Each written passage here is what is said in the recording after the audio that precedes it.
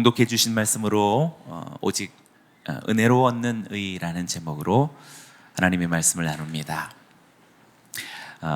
바울은 로마서 1장 18절부터 오늘 3장 21절 바로 직전까지 3장 20절까지 조금은 무거울 수 있는 주제를 아주 깊이 또 오랫동안 우리들에게 증언했습니다. 인간은 전적으로 타락한 존재다라는 사실이요, 하나님의 진노와 심판은 그래서 불가피하다라는 사실을 선언해 왔습니다. 그리고 인간은 이러한 전능하신 하나님 앞에서 결단코 스스로 의로울 수 없는 전적으로 무능한 존재다라는 사실도 밝혀왔습니다. 이렇게 길게 인간의 비참한 실존을 정직하고 진실하게 선언한 바울은 이제 오늘 본문 21절부터 놀라운 반전을 또 선언하기 시작합니다. 바로 심판과 멸망이 불가피한 인간에게 한 가지 유일한 구원의 길, 희망의 길이 있다라는 것을 알리는 것입니다. 바울은 이제 그 위대한 희망이 무엇인지 증언합니다. 첫 구절인데요, 21절 우리가 큰 목소리로 같이 읽어봅니다. 시작. 그러나 이제는 율법과 별개로 율법과 예언자들이 증거한 것입니다. 바울은 범죄하고 전적으로 타락한 인간에게 멸망이 아닌 한 가지 희망을 선언합니다. 바로 하나님의 의가 나타났다라는 것입니다. 그래서 그러나 이제는 이라는 이 두 단어가 어쩌면 성경에서 가장 아름다운 단어라고 말할 수 있겠습니다. 대반전을 이루는 두 단어가 여기 있는 오늘을 살아가는 우리들에게도 적용되고 시작되는 줄로 믿습니다. 하나님은 비참한 운명에 놓여 있는 인간에게 그 절망에서 빠져나올 수 있는 구원의 길을 보이신 것입니다. 그런데 여기서 우리 뜻밖의 설명에 주목해 봐야겠습니다. 이것은 율법과 예언자들이 증거한 것입니다 라고 그렇게 부연 설명하고 있습니다. 하나님의 의가 율법과는 별개로 나타났지만 또한 하나님의 의가 율법과 예언자들이 증거했다라는 사실입니다. 여기서 율법과 예언자들이라는 말은 구약 성경 전체를 일컫는 그런 말이 됩니다. 그러니 하나님의 의, 곧 인간이 구원받을 수 있는 길은 이미 구약 성경 속에서 오랜 동안 증언되어 왔다라는 사실입니다. 구약 성경 속에서 이미 오랫동안 증언해 왔던 그 구원의 길이 무엇인가? 한마디로 이제 앞으로 증언하게 될 것이지만 그것은 믿음입니다. 이 믿음은 신약 성경에 와서 비로소 밝힌 것이 아니다라는 사실입니다. 벌써 구약 성경에서부터 믿음은 근본이었고 시작이었으며 능력이었음을 밝히고 있는 것입니다. 이미 우리가 잘 아는 것처럼 아브라함이 의로운 사람이다, 하나님께서 그를 의롭다라고 인정하신 것은 그가 하나님을 믿을 때에 그러했음을 창세기 15장이 밝히고 있지요. 또 하박국 선지자도 오직 의인은 믿음으로 살리라 라고 그렇게 외쳤습니다. 바울 사도가 선포하는 이신칭의 복음, 이신칭의 이 선언은 바울 자신의 독창적인 깨달음이나 발견이 아닙니다. 이미 하박국 선지자의 예언이 바울 사도에게 가슴 깊이 찾아온 것이요, 감동된 것이요, 그것을 다시 그의 입술로 선포한 것에 지나지 않습니다. 그렇습니다. 사람이 죽음을 면하고 구원을 얻는 길은, 사람이 의롭다고 인정되어서 심판을 면할 수 있는 길은, 오직 그 길은 믿음에 있음을 구약 성경부터, 시초부터 그렇게 알리고 있습니다. 이것이 바로 하나님의 의입니다. 그렇다면 하나님의 의란 무엇에 대한 믿음일까요? 무엇을 믿을 때에 하나님의 나타난 의, 멸망하고 심판받을 수밖에 없는 이 절망 상태에 있는 인간에게 진정한 희망으로 제시해 줄 수 있는 그 길이 믿음이라 한다면 무엇에 대한 믿음인가요? 아브라함은 과연 무엇을 믿어서 의롭게 된 것이고, 하박국 선지자는 의인이 무엇을 믿음으로 산다라고 이야기한 것일까요? 22절 속에서 아주 뚜렷하게 바울 사도가 우리에게 말하고 있습니다. 22절도 큰 목소리로 읽어봅니다. 시작. 하나님의 의는 예수 그리스도를 믿는 믿음으로 인해 믿는 모든 사람에게 주어집니다. 거기에는 차별이 없습니다. 믿음이라는 단어가 계속 몇 보이죠? 우리말 성경에는 3번 보이지만 원문에는 믿음이라는 말이 2번 뚜렷하게 등장하고 있습니다. 바울은 구약 성경에서 계시되어져 있는 이 하나님의 의를 받을 수 있는 그 방법과 또 그 결과가 무엇인지 분명하게 밝힙니다. 오직 예수 그리스도를 믿음으로 인해서 그를 믿는 자에게 이 하나님의 은혜가 주어진다라고 그렇게 선언합니다. 그렇습니다. 우리 사랑하는 믿음의 가족들이요, 하나님의 의, 곧 하나님의 구원은 예수님을 믿을 때 주어지는 하나님의 선물임을 우리들에게 밝히고 있습니다. 여러분 이것을 믿으십니까? 이 선물은 받으면 좋은 것이 아닙니다. 반드시 받아야 하는 것입니다. 왜 그렇습니까? 23절 또 다른 유명한 구절이 우리들에게 하나님의 이 구원의 선물을 우리는 받으면 좋고 아니면 어쩔 수 없는 것이 아니라 반드시 받아야만 하는 절대적인 선물인 이유를 가리키고 있습니다. 23절입니다. 모든 사람이 죄를 지었으므로 하나님의 영광에 이르지 못합니다. 이 구절은 인간에게 소테리아, 구원이 절대적으로 필요한 이유를 우리들에게 밝히고 있습니다. 모든 인간이 죄를 범했기 때문이라고 밝히고 있습니다. 죄를 범한 인간은 하나님의 영광에 이르지 못한다. 결국 하나님의 영광이 죄범한 인간에 머무를 수 없다라는 사실을 사도가 우리들에게 아주 선명하게 밝히고 있습니다. 지금 23절의 말씀이 아마도 우리 모든 교회와 신자들에게 여러 가지 전도 방법 중에서 또 전도의 실제에 있어서 항상 공통적으로 나오는 그런 구절이 아닐까 싶습니다. 그러나 23절을 여지간한 사람들이 동의하지 않습니다. 들어도 이렇게 체감하지 못하는 것이 사실인 것 같습니다. 왜냐하면 죄를 짓다라고 하는 그 말 자체를 잘 이해하지 못하기 때문에 그렇습니다. 대체로 오늘 우리가 사회생활을 하고 있기 때문에 오늘날 우리가 인지하고 있는 대체로 실정법들에 관련해서 우리는 죄 짓다 아니다를 그렇게 판단하는 경향이 많습니다. 그러나 하나님의 말씀이 실정법 정도이겠습니까? 예수님께서 모세의 법을 뛰어넘는 우리가 하나님 앞에서 어떠한 사람이 죄를 범했는지 아니었는지를 산상수훈 속에서 잘 설명해 주셨죠. 우리가 굳이 말씀이 아니더라도 우리는 영화 속에서도 그 장면을 제가 여러분들에게 전할 수 있고 여러분 공감하시지 않을까 생각합니다. 아마 빠삐용을 아마 보셨을 텐데요. 빠삐용의 여러 가지 장면이 우리들에게 굉장히 충격적으로 기억에 남게 하는데 그 중에서도 우리들에게 교훈적으로 남아야 될 제일 중요한 장면은 이것 같습니다. 빠삐용이 독방에 수감되어져 있을 때 꿈을 꿉니다. 근데 그 꿈 속에서 자기 자신이 아주 아득한 사막 한가운데서 걸어가고 있었습니다. 사막 한가운데를 지나고 있을 때 저 건너편 속에서 아스라이 배심원들과 가운데 재판관이 서 있고 빠삐용을 기다리고 있는 것을 보게 됩니다. 그리고 가까이 배심원들과 심판관, 재판관 앞에 도착한 빠삐용은 큰 소리로 나는 무죄다. 나는 아무도 죽이지 않았다. 라고 그렇게 항변합니다. 가운데 서 있던 재판관이 내 말이 맞다. 너는 살인죄로 기소된 것이 아니다. 내가 저지른 죄는 인간이 저지를 수 있는 가장 악한 범죄다. 너는 내 인생을 낭비한 죄로 기소됐다. 라고 그렇게 선언합니다. 그때 빠삐용이 힘없이 유죄를 인정합니다. 그리고 꿈을 깹니다. 빠삐용의 주된 내용들은 어쩌면 지금 이 메시지가 근본적으로 흐르고 있는 것이라고 생각합니다.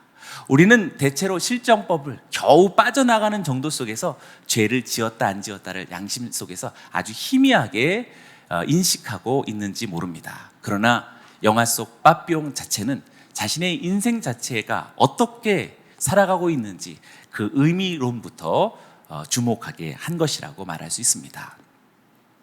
오늘 여기 23절의 말씀 속에서 성서의 말씀 자체가 사실 그것을 생각하게 하는 것입니다. 죄를 짓다라고 하는 말, 성서 속에서 오늘 죄라는 말 자체가 하마르티아, 그것은 목표에서 벗어나다, 그리고 관역에서 벗어나다라는 뜻을 갖습니다. 우리가 이런 죄를 짓고 저런 결함을 갖는 것은 사실상 실정법에서 여러 가지들을 말하는 것이 아니라 인간의 삶 자체, 그 본연의 의미와 목적이 어디를 향하고 있는 것인가에 따라서 죄의 의미는 규정되고 있다라고 말할 수 있겠습니다. 아무리 선량하게 살아도 자기를 위하여서 살아가는 그러한 목적 자체는 벌써 관역을 벗어난 것이요, 목표를 떠나는 것이라고도 말할 수 있겠습니다. 그래서 하나님의 영광에 결코 이르지 못합니다. 왜? 하나님의 목적, 하나님의 방향과 전혀 다른 방향을 살고 있기 때문입니다.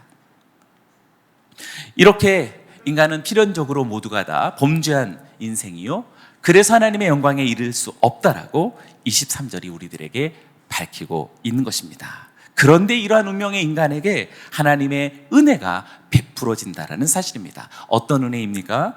24절에서 우리들에게 밝히고 있습니다. 그러나 그리스도 예수 안에 있는 구속으로 인해 하나님의 은혜로 값없이 의롭다는 인정을 받습니다. 아멘. 그러나 그리스도 예수 안에 있는 구속으로 하나님의 이 은혜가 우리 죄범한 인생들에게 주어진다라는 사실입니다. 예수 그리스도의 구속이라는 이 표현입니다. 이 구속이라는 말도 굉장히 좀 어렵죠. 그래서 한자어를 다시 한번 이렇게 보면 여러분들도 아마 잘 아시겠지만 언어 유희로도 쓰이기에 아주 충분한 그런 단어라고 말할 수 있겠습니다. 첫 번째 이 구속이라는 뜻은 잡을 구, 묶을 속이나 뜻, 구속당했다라고 이렇게 얘기하죠. 행동이나 자유를 제한한 어떤 상태의 법률 용어가 되겠습니다. 그런데 또 한편으로 보면 구속이라는 우리가 신앙에서 쓰는 이 단어는 국어대사전 속에서 멋진 사전 속에 사전에 설명이 있습니다. 예수께서 십자가에 못 박혀 인간의 죄를 대속하여 이루신 구원이라고 국어대사전이 이렇게 너무 멋지지 않나요? 국어대사전.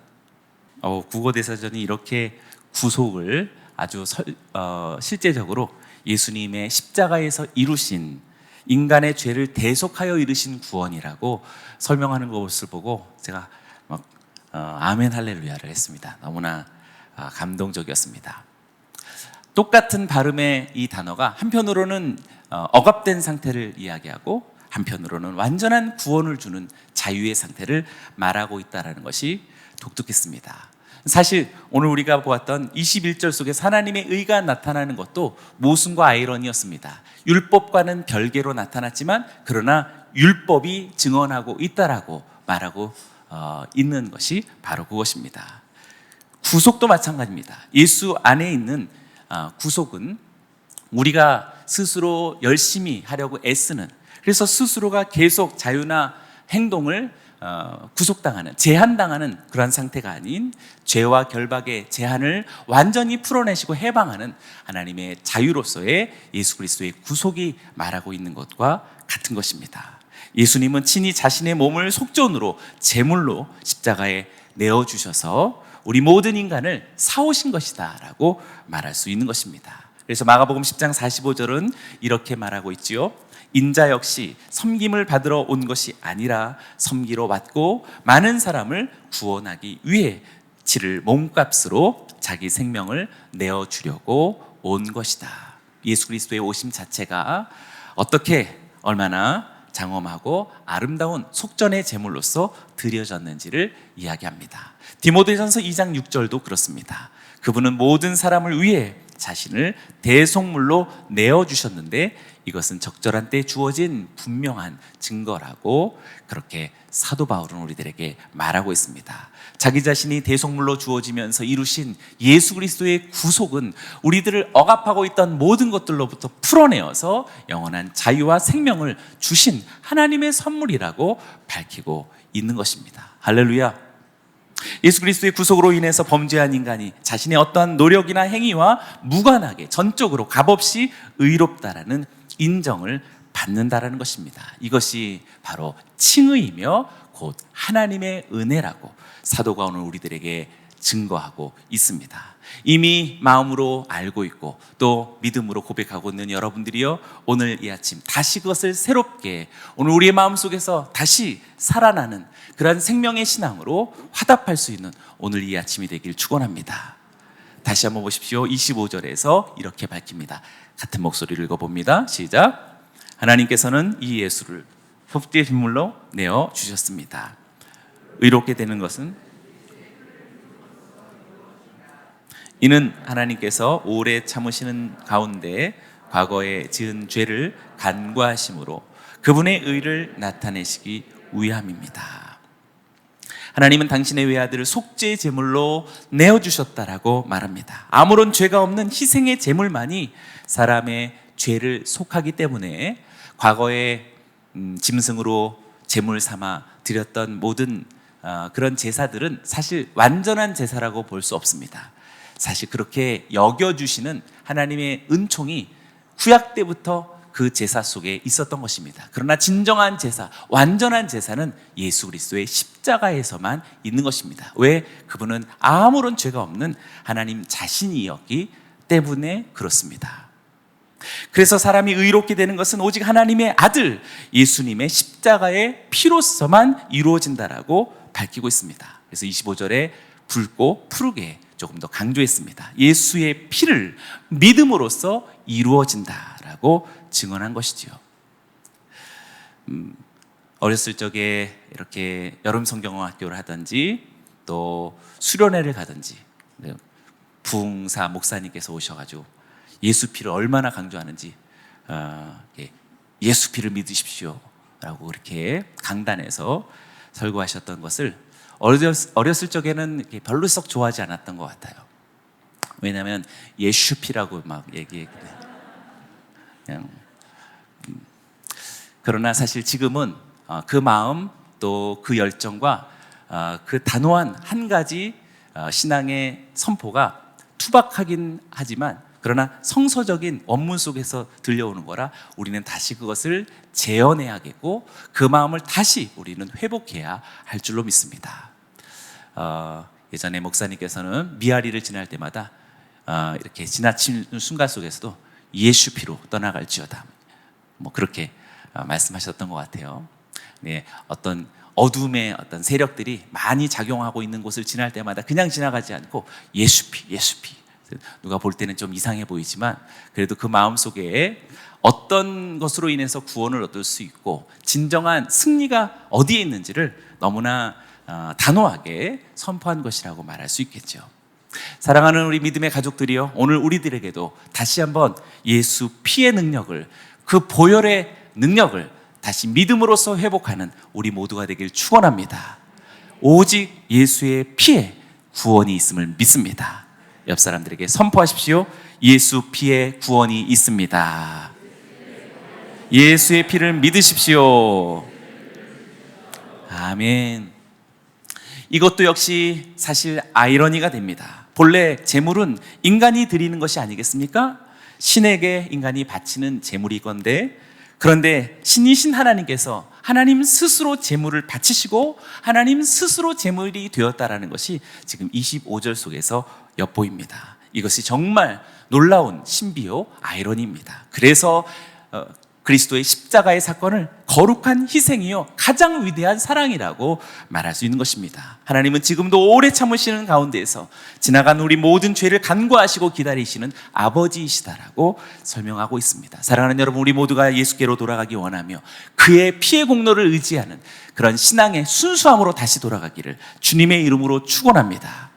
어느 때에 26절을 다시 한번 큰 소리를 읽어봅니다. 시작. 지금 이때에 하나님께서 그분의 의를 나타내신 것은 자신의 의로우시며 또한 예수 믿는 사람들을 의롭다고 인정하시는 분임을 나타내시기 위함입니다. 네. 지금 이때에 하나님은 자신의 의를 나타내셨다라고 말합니다. 이미 구약 성경 속에서 벌써 아브라함 때부터 증언하셨건만 지금 이때 하나님은 자신의 의를 나타내셨다라고 말합니다. 물론 십자가 사건 이후로이겠지만 중요한 것은 지금 이때라는 현재형입니다. 지난날 내가 어떻게 믿음의 노래를 불렀고 어떻게 그 믿음에 출중했는지는 사실 중요하지 않습니다. 목회자가 얼마나 많은 설교를 했는지 아무런 의미 없습니다. 교회를 몇 개 세웠는지도 사실 중요하지 않습니다. 과거의 일이 되었다면 아무 소용이 없습니다. 지금 이때 하나님께서 나타내신 의가 우리의 찬양 속에, 기도 속에, 마음의 사실에 합한 그러한 화답 가운데 얼마나 살아있느냐가 중요할 것입니다. 오늘 저와 여러분들에게 지금 이때 하나님의 의, 그리스도의 십자가와 희생의 피로써 우리에게 내어주신 이 위대하고 눈부신 구원과 구원의 확신이 오늘 우리의 마음과 삶 속에서 다시 살아나기를 주의 이름으로 축원합니다. 모든 의로움을 이루시고 모든 승리를 이루신 것이 바로 지금 이때 예수 그리스도를 믿는 때가 그때라고 이야기합니다. 구원은 오늘이요, 은혜 받을 만한 때는 바로 지금이라고 사도는 증언하였듯이 오늘 이 주일 예배 가운데서 이 기쁨, 이 구원의 감격을 다시 회복하고 주님 앞에 그것을 감사하고 찬양하고 돌아설 수 있는 우리 모두가 되길 축원합니다. 할렐루야. 27절 이하에서는 지금까지 나누었던 말씀을 요약합니다. 27절부터 31절까지는 정확하게 세 가지로 우리들에게 요약하면서 이 너무나도 중요한 우리가 어떻게 멸망과 심판 앞에서 구원과 생명을 얻을 수 있는 이 절체절명의 희망에 대해서 세 가지로 요약하고 있습니다. 27절과 28절을 제가 읽습니다. 그렇다면 자랑할 것이 어디 있습니까? 전혀 없습니다. 어떤 법으로입니까? 행위로입니까? 아닙니다. 오직 믿음의 법으로입니다. 우리는 사람이 율법의 행위와 상관없이 믿음으로 의롭다는 인정을 받는다고 생각합니다. 첫째는 인간이 자랑할 것이 있는가? 라고 묻는 것입니다. 인간에게 행위의 법이 있는가를 묻고 있습니다. 답은 무엇입니까? 아닙니다. 결단코 자랑할 것이 없다는 것입니다. 행위의 법은 있지 않고 오직 믿음의 법으로서만 통용된다라고 말하는 것입니다. 오직 믿음으로만 사람은 옳은 길, 자신의 합당한 무죄 판결의 길임을 이야기하고 있는 것입니다. 사랑하는 여러분이요, 우리의 허망한 세속적인 인간 자랑을, 그리고 이 세상에서 자신의 의미를 찾으려고 하는 모든 몸짓을 다 버리고 믿음 안에서 오직 하나님을 발견하는 저와 여러분들이 되기를 주의 이름으로 축원합니다. 신앙의 언어만이 아니라 우리의 자녀들이 공부 열심히 하고 좋은 대학에 가고 사회에서 성공하는 그 모든 것들도 오늘 이 관점 속에서 다시 재해석되어져야 하는 것입니다. 왜 진학해야 되는지, 왜 사회적인 어떤 성취를 거둬야 되는지 그 방향을 가리키는 것입니다. 행위의 법이 있지 않습니다. 오직 믿음으로 살아가는 우리 자녀들이 되기를 주의 이름으로 축원합니다. 두 번째는 29절에서 30절의 말씀입니다. 하나님이 유대 사람만의 하나님입니까? 이방 사람의 하나님은 아닙니까? 진실로 이방 사람의 하나님도 되십니다. 할례받은 사람도 믿음으로 인해, 또한 할례받지 않은 사람도 믿음으로 인해 의롭다고 인정하실 하나님은 한 분뿐이십니다. 두 번째는 하나님은 유대인만의 하나님입니까? 라는 그러한 물음입니다. 하나님의 선택에 차별이 있으신가? 라는 물음입니다. 답변은 무엇입니까? 아닙니다. 결단코 유대인만의 하나님이 아니라 이방인의 하나님도 되신다라고 증언하고 있습니다. 오직 믿음으로서만 하나님은 하나님 되신다라고 이야기하지, 할례받은 자만 하나님이시요 할례받지 않은 자는 아니다라고 말하지 않는 것입니다. 이것은 아까 첫 번째 것과 동일한 관점 속에서 다시 연결될 수 있고 확장될 수 있습니다. 인간의 자랑과 행위에 근본되어진 미래를 계획하고 오늘 공부를 열심히 하는 사람은 언제나 차별적인 인생을 살아갈 수밖에 없습니다. 자기들만의 리그를 살아가게 되지요. 어쩔 수 없습니다. 그런 곳에서 살아가게 되고 그런 사람들과 주로 만나게 되고, 그렇지 않은 곳에서 전혀 다른 인격을 우리는 원튼 원치 않든 그렇게 살아가게 되는 시스템 속에서 오늘 이 현대를 맞게 되는 것입니다. 그러나 하나님은 유대인의 하나님만이 아니요 이방인의 하나님도 되시며 오직 믿음 안에서만 하나님은 하나님 되신다라고 증언하고 있습니다. 사랑하는 여러분, 우리에게 은혜로 주신 이 구원을 통해서 저와 여러분들에게도 모든 사람에게 공평하고 평등하고 동일한 하나님의 백성, 우리 믿음의 자녀들 되시길 주의 이름으로 축원합니다. 마지막 세 번째 31절의 말씀은 우리 큰 소리로 같이 읽어보기 원합니다. 시작. 그러면 우리가 믿음으로 말미암아 율법을 파기합니다. 결코 그럴 수 없습니다. 오히려 우리는 율법을 굳게 세웁니다. 오늘 첫 구절에서 하나님의 의가 율법과 별개로 나타났다라고 말해서 율법과 거리를 두고 있는 것 같지만, 그렇다면 믿음으로 말미암아 율법을 파기하는 것입니까? 라고 묻습니다. 답변은 무엇입니까? 결코 그럴 수 없다라고 말하고 오히려 율법을 굳게 세운다라고 말하고 있습니다. 믿음은 행위를 버리지 않고 더욱더 굳건한 행위를 건강하게 세워간다라고 증언하고 있는 것입니다. 그러니 우리가 믿음으로 살아갈 때 사실 우리에게 주어진 소중한 경건의 덕목들이 많이 생략되는 경우들이 있죠. 괜찮아 라고 하는 말들로서 우리는 많이 생략하는 경우가 있습니다. 건강한 의미 속에 자유를 갖는 그 마음은 좋은 것이지만, 그러나 오늘 말씀으로 이해한다면 정말 진정한 하나님의 사랑에 입각한 믿음이라면 사실 그렇게 되기는 어렵다라고 말할 수 있겠습니다. 우리가 예배를 드리는 것이든지 찬양을 하는 것이든지 주님 앞에 기도를 하는 것이든지 잠깐의 하나님 앞에 예물을 드리는 것이든지 아울리치에 대한 선교적인 삶을 살아야 되는 그 여부에 대해서도 더 이상 고민이 되지 않습니다. 진정한 믿음이라면 당연한 것이요, 주님께서 그리 살았기에 나는 그렇지 못하고 있는 지금 이 자체가 너무나 주님 앞에 죄송스러워하는 것이 지금 믿음이 율법을 세워나가는 이 모순이지만 신비로운 합당한 말씀 앞에 우리는 새로운 성찰을 갖게 됩니다. 믿음으로 인해서 율법을 더욱더 굳건히 세워간다라는 말을 한마디로 어떻게 설명할 수 있을까? 오늘 우리들에게 주는 모든 말씀에 대한 최종적 결론이라고 생각되어지는 말씀을 발견했습니다. 고린도후서 5장 15절의 말씀입니다. 오늘 여기 나와 있는 이유, 오늘 우리가 예배하는 이러한 신앙의 행위들, 이러한 지금 우리들의 지금 이 시점 속에서 우리들의 내일의 전망이 무엇일지 고린도후서 5장 15절이 너무나도 밝히고 있습니다. 큰 소리로 읽고 마치겠습니다. 시작. 그가 모든 사람을 대신해 죽은 것은 더 이상 자신을 위해 살지 않고 자신을 대신해 죽었다가 살아나신 그분을 위해 살게 하시려는 것입니다. 아멘. 꿈속에서 재판관들이 내 인생을 낭비한 죄로서 너는 기소됐다라고 말했을 때 바비옹이 힘없이 유죄를 스스로 인정했던 그것, 어떻게 나는 낭비를 하며 산 것일까? 세속적 사람들이야 허랑방탕하는 삶을 말하겠지만 여기 있는 저와 여러분들의 그 낭비의 시간들과 삶이란 다시 새로운 관점을 갖게 됩니다. 그것은 전적으로 자기 자신을 위해 살아가는 삶이라고 말할 수 있습니다.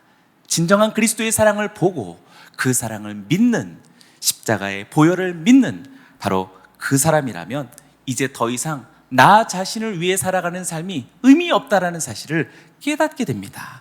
그래서 다시 새로운 삶이 펼쳐지는데 이제 나를 위하여서 자신을 내어주신 그분을 위해서 살아가겠다라고 하는 자연스러운, 감격스러운 자기 고백이요 스스로의 자원함의 선포라고 말할 수 있겠습니다.